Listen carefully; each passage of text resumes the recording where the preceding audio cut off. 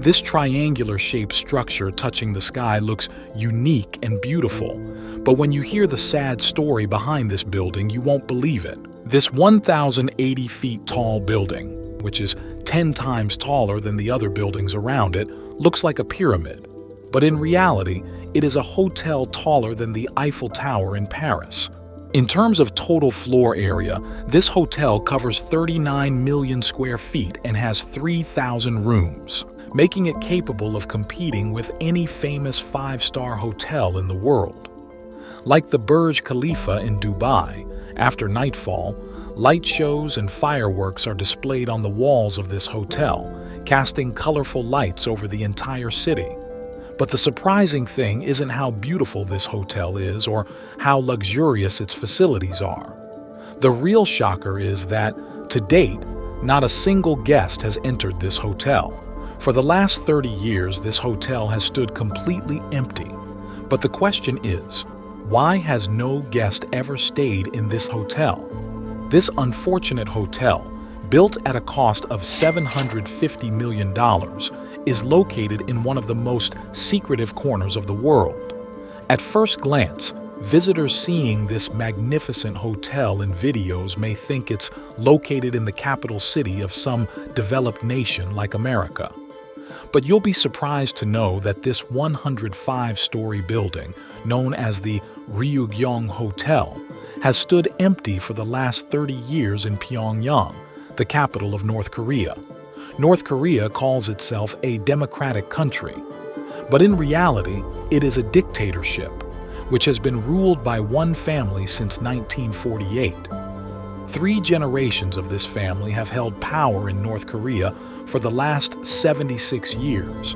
North Korea is probably the only country in the world where elections are held every year, but only one candidate ever runs, the supreme leader, a member of the ruling family.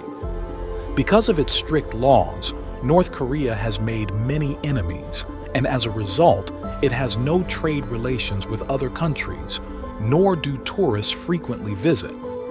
Every year, only 300,000 visitors go to North Korea, which may sound like a lot, but when compared to the 17.5 million annual visitors to its neighboring country South Korea, this is almost nothing. So, if North Korea has such limited visitors, why did they build a hotel with 3,000 rooms? To understand this, we need to go back to the year 1986, during the Cold War between the United States and the Soviet Union. North Korea was supporting the Soviet Union while South Korea was aligned with the United States. Since this was a Cold War, it wasn't about weapons but a display of power and prestige.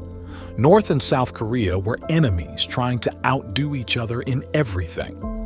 In 1986, a South Korean company built the world's tallest hotel in Singapore, known today as the Stamford Hotel. South Korea's dominance in the world's hotel industry was a bitter pill for North Korea to swallow. Adding to that, the 1988 Olympics were also going to be held in South Korea, and North Korea couldn't stand this shift in global attention.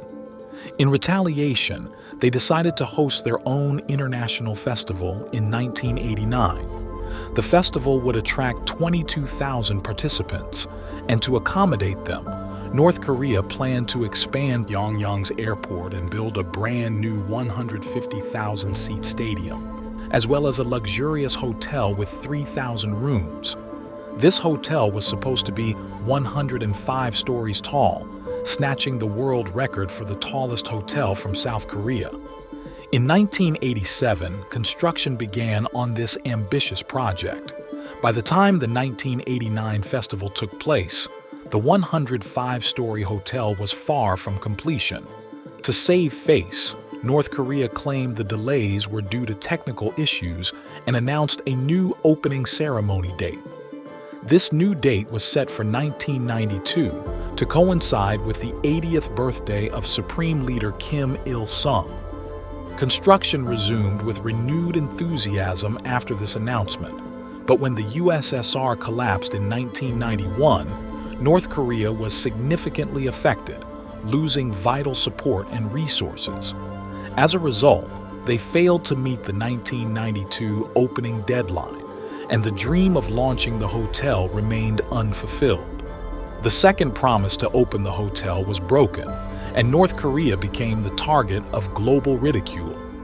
For the next 16 years, the incomplete structure stood as an eyesore, tarnishing the skyline of Pyongyang. The building wasn't even painted, and no windows were installed, leaving it in a permanent state of disrepair.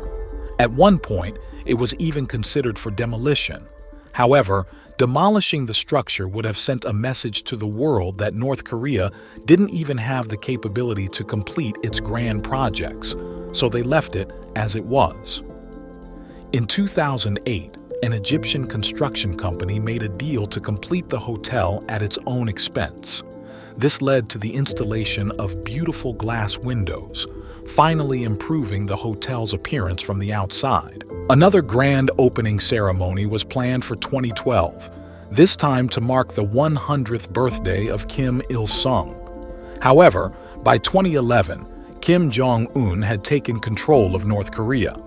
His policies led to sanctions from the United States, particularly on luxury goods, which North Korea needed to furnish the hotel's interior.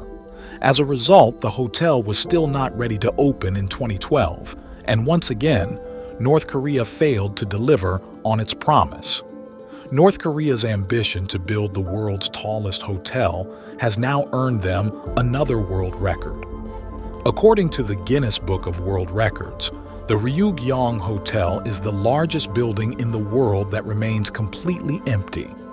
Even today, there are light shows and fireworks at the hotel, but from the inside, it looks like a deserted ghost building, unfinished and unused.